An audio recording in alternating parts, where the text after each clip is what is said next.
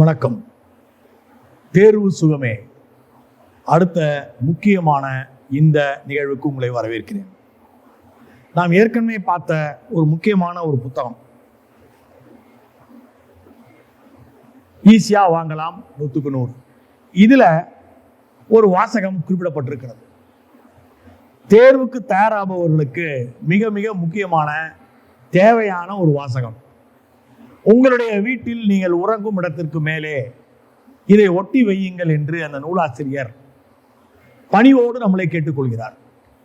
அது என்ன எழுதப்பட்டிருக்கிறது என்றால், 3 மணிக்கு எழுபவன் முனிவன், 4 மணிக்கு எழுபவன் மாணவன், 5 மணிக்கு எழுபவன் மனிதன், 6 மணிக்காவது எழுபவன் தான் அன்றைய வெற்றியாளன் என்று எழுதியிருக்கிறார்.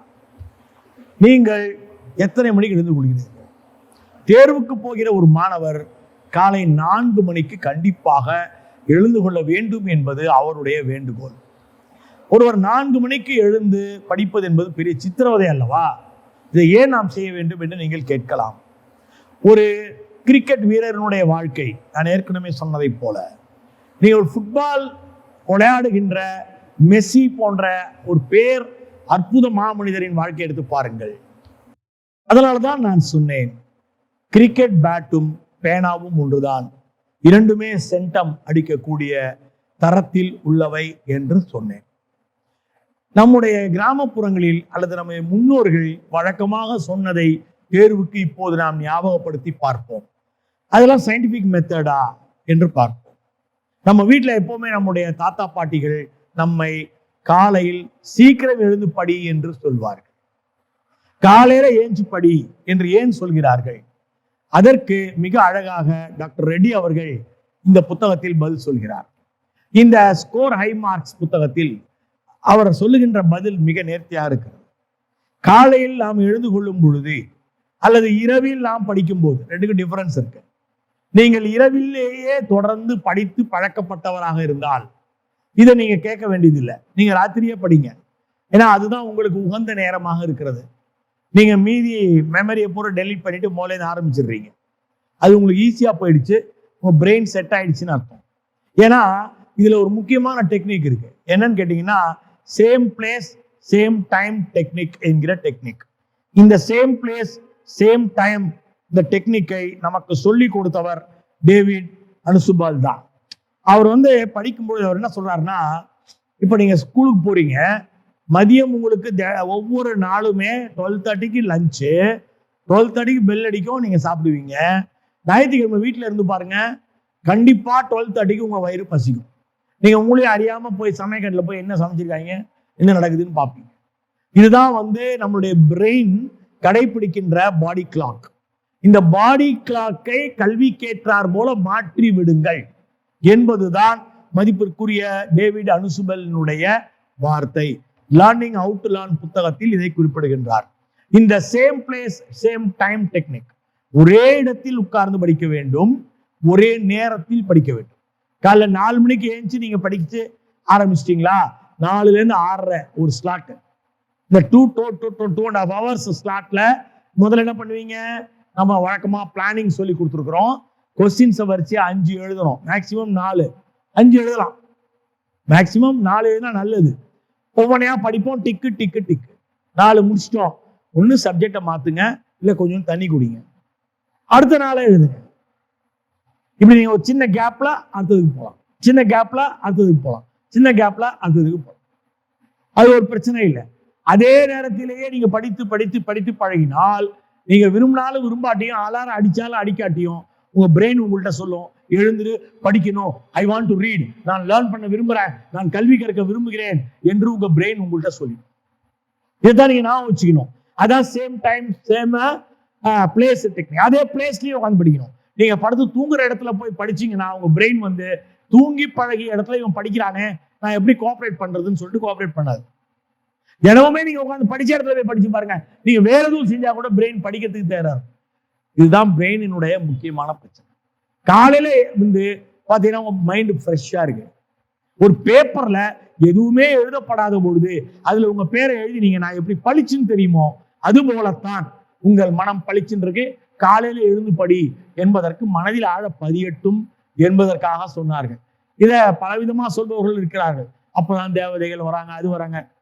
இதையெல்லாம் விட முக்கியம், பகுத்தறிவோடு நாம் சிந்தித்தால் காலையில் மனம் வேற எதுவும் இல்லாமல் தெளிவான ஸ்லேட் மாதிரி இருக்கு, அதுல நம்ம எளிதில் எழுதி விடலாம்.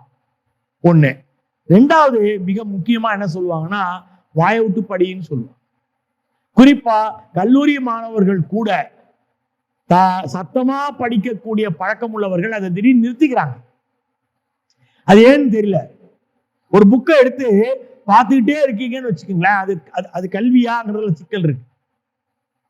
நீங்க பார்க்கும்போது வெறுமனை பார்த்துட்டு தான் இருக்கீங்க அப்படின்னா சுத்தி முத்தி நீங்க பார்க்கும்போது உங்க பார்வை மாறுபடும். நீங்க சிங்கிள் சென்ஸை வச்சு கல்வியை எடுத்துக்கிறீங்க. எப்போ? வெறுமனை பார்க்கும்பொழுது. இதே நீங்க வாயால அதை படிச்சு பார்க்கும் பொழுது கண்ணு பார்க்க வேண்டும், வாய் பேச வேண்டும், காது அதை கேட்க வேண்டும். இப்போ கல்வி 3 சென்ஸ் வழியா உள்ள போகுது. அப்போ கண்டிப்பாக 3 சென்ஸையும் பயன்படுத்துகின்ற இந்த வாசிப்பு முறை நல்லது. உங்க காது கேட்கிற மாதிரி தான் படின்னு சொல்றேன், பக்கத்து வீடு எழுது வீடு கேட்கிற மாதிரி சத்தமா படின்னு நான் சொல்றேன். உங்க காதுக்கு கேட்க வேண்டும். அப்படி நீங்கள் அந்த வாயை விட்டு படி என்பது அதற்குத்தான் நம்முடைய முன்னோர்கள் சொன்னார்கள். இதைத்தான் த ஸ்கோர் ஐ மார்க்ஸ்ல ஜி.என். ரெட்டி அவர்கள் அடுத்ததாக மெமரி டெக்னிக்ஸ் கான்செப்டில் இது குறித்து விரிவாக பேசுகின்றார். அதுல நம்ம பார்க்கிற இன்னொரு முக்கியமான ஒரு கான்செப்ட் என்னன்னா, VAK அப்படிங்கிற ஒரு டெக்னிக். இந்த VAK என்கிற தேர்வு செயல் திறன் டெக்னிக்கை நமக்கு அறிமுகம் செய்தவர் நீல் ஃபிளெச்சர் என்கின்ற ஒரு அருமையான அறிஞர். நீல் பிளெமிங்ஸ் என்கின்ற ஒரு அறிஞர். இந்த நீல் பிளெமிங்ஸ் என்கிற அறிஞர் நியூசிலாந்தை சேர்ந்தவர். இவர் ஒரு நல்ல ஒரு எஜுகேஷனிஸ்ட். இவர் நியூரோ லிங்குஸ்டிக் ப்ரோக்ராமிங் என்கின்ற NLP-ஐ சேர்ந்த ஒரு விஞ்ஞானி. இவர் தான் நமக்கு VAK டெக்னிக்கை கொடுத்தார். இவர் என்ன சொல்றாருன்னா, நம்முடைய சமூகத்தில் இருக்கும் மாணவர்களில் மனிதர்களில் விஷுவல் மனிதர்கள் இருக்கிறார்கள். அவங்க கண்ணால பார்க்கறத தான் நம்புவாங்க. அவங்களுக்கு எல்லாம் கலர்ஃபுல்லா இருக்கணும்.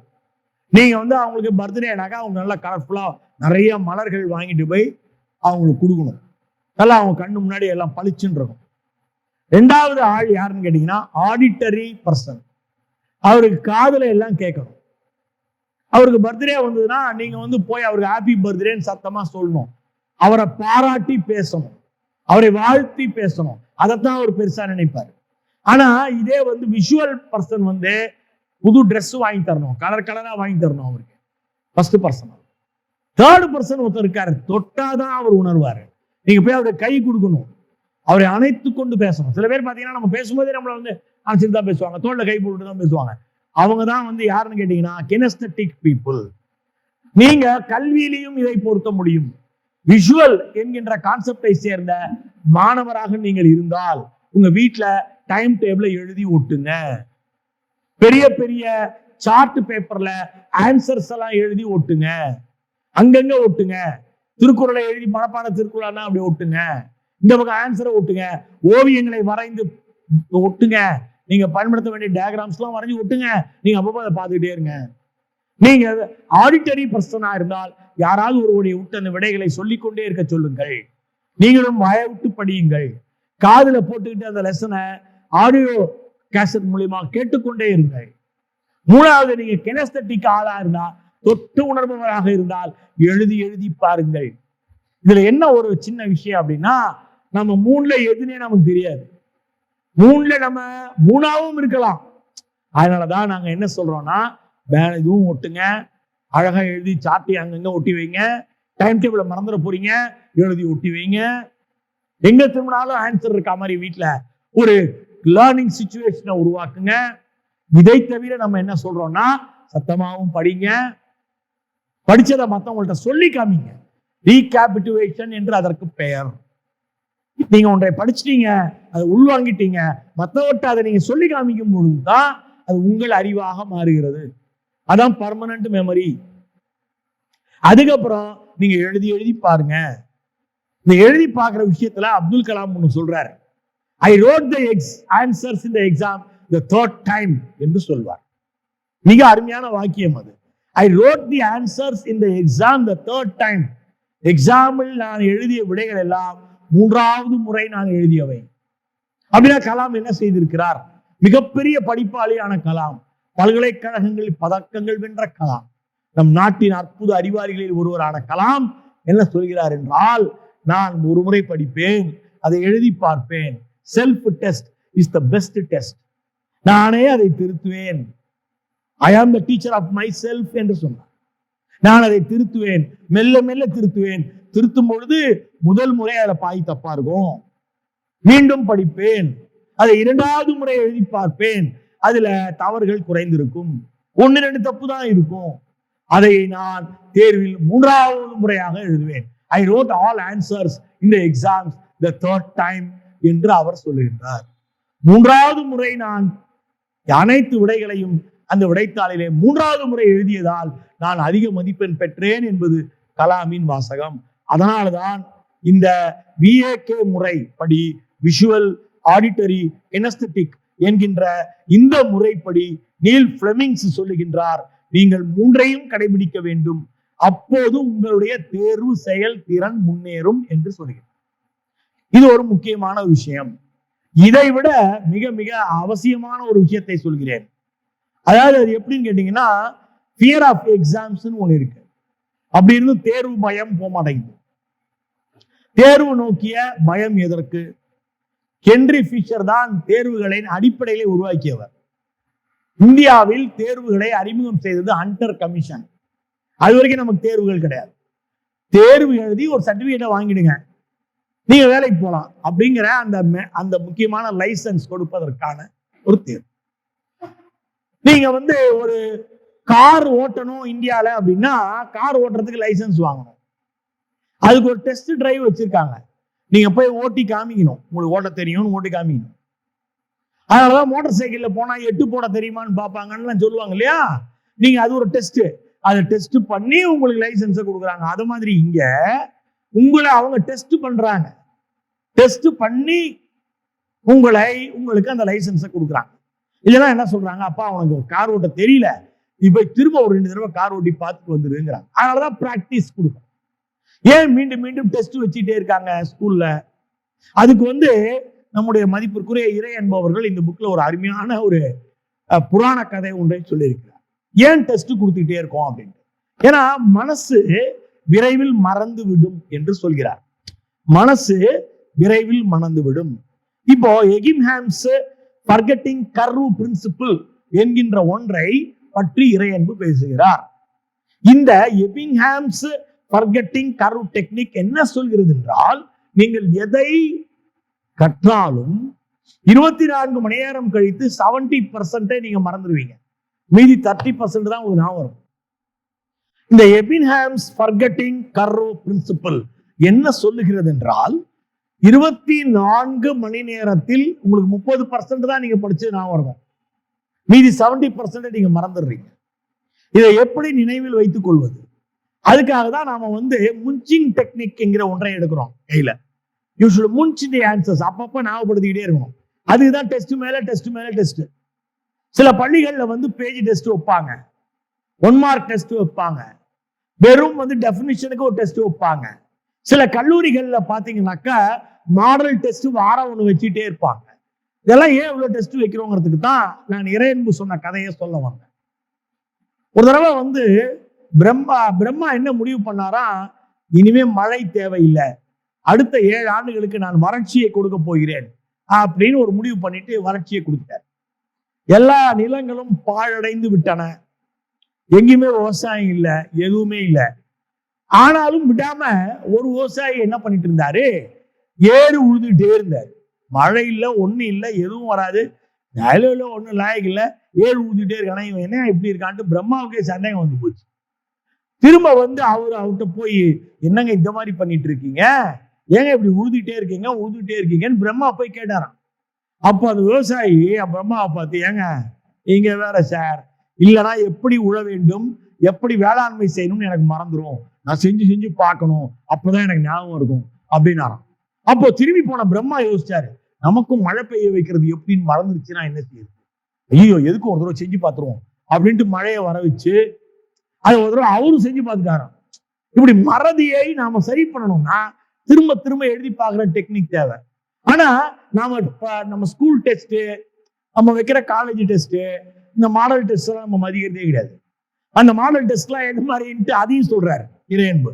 அதெல்லாம் எப்படின்னா, நம்ம பஸ்ல போறோம்ல, பஸ்ல ஏறி ஒரு இடத்துல போய் இறங்க போறோம். டெய்லி போறோம்ல, எப்படியோ போறோம்.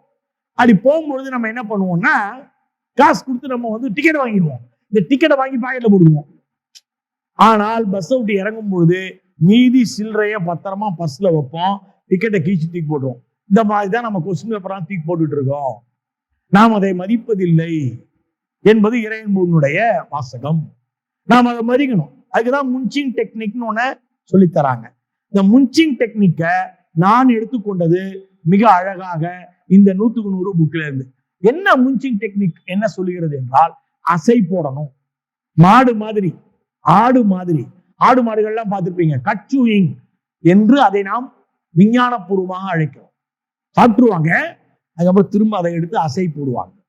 அது மாதிரி நீங்க உணவருந்தும் நேரம், சார் என்ன சார் சாப்பிடலாம், எக்ஸாம் டைம்ல நாங்க எதை வேணா சாப்பிடலாமா? உணவருந்துவது உங்கள் இஷ்டம், நீங்க எதை வேணா சாப்பிடுங்க, நல்லா எனர்ஜெட்டிக்கா சாப்பிடுங்க. ஆனா கூடுதலா சாப்பிடாதீங்க, கரெக்டா சாப்பிடுங்க. இதுதான் ஒரு. அப்படி சாப்பிடும் பொழுது காலையில இருந்து என்னெல்லாம் படிச்சோம், அசை போட்டு கொண்டே சாப்பிடுங்க. ஃபர்ஸ்ட் நம்ம இதை படிச்சோம், அடுத்து இதை படிச்சோம், அடுத்து இதை படிச்சோம், அதுக்கப்புறம் இதை எழுதி பார்த்தோம். விஷுவலைஸ். தூங்க போறீங்க, டைம் ஆயிடுச்சு, தூங்க தானே போறோம், ஒரு அரை மணி நேரம் செல்ல நோண்டுவோம். பண்ணாதீங்க. செல்ல நோண்டுனாலே அன்னைக்கு நீங்க படித்ததை உங்கள் பிரெயின் அப்படியே எராஸ் பண்ணிடும். டிவி பார்க்குறேன், எராஸ் பண்ணிடும். அதுக்கு பதிலாக நீங்க என்ன பண்றான், படுத்துட்டு இருக்கீங்க, தூக்கம் வர மாட்டேங்குது, அப்படியே கண்ணை மூடிக்கிட்டு காலையில இருந்து ஈவினிங் வரைக்கும் என்னெல்லாம் படிச்சோம். ஒரு முன்சிங் டெக்னிக், இதுக்கு பேரு முன்ச்தம் வெரி ஆஃபன். அடுத்த நாள் காலையில படிக்க உட்காரும் பொழுதும், நேற்று நைட்டு எதையெல்லாம் படிச்சோம் அந்த புக்கை எடுத்து இந்த டாபிக் பார்த்தோம், இந்த டாபிக் பார்த்தோம், இதை பார்த்தோம், ஓகே இப்போ நம்ம பிசிக்ஸ் எடுப்போம். பிசிக்ஸ் ஒரு மணி பார்த்துட்டு பிசிக்ஸ் எடுத்தீங்கன்னா உங்க brain is getting ready for that. இதுதான் முன்சிங் டெக்னிக் என்று மிக அழகாக சொல்லப்பட்டிருக்கிறது. டிகே த்ரூ டிஸ்யூஸ் என்று கலாம் குறிப்பிடுவார். நாம பயன்படுத்தாமல் விடுகின்ற எல்லா விதமான விஷயங்களும் உண்மையிலேயே மறக்கப்படுகின்றன என்பதுதான் உண்மை. இந்த மெத்தட்ஸை எல்லாம் பயன்படுத்தி தேர்வுக்கு நாம் தயாராவோம்.